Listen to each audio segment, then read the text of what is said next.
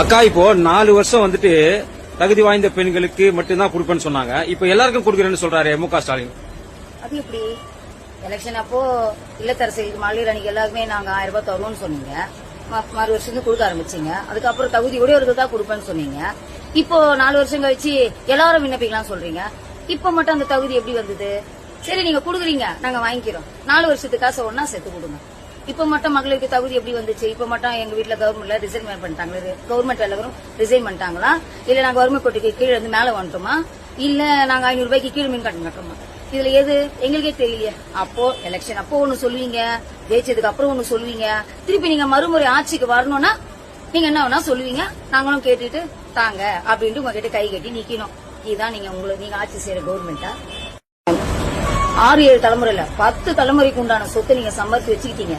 நீங்க பேச்சை மாத்திரா மாதிரி நடுத்தர மக்கள் நாங்க மாத்த மாட்டோம். இந்த வாட்டி நீங்க ஆட்சியில் அமர்றது ரொம்ப ரொம்ப ரொம்ப ரொம்ப கஷ்டம். நாங்க உட்கார விட மாட்டோம்.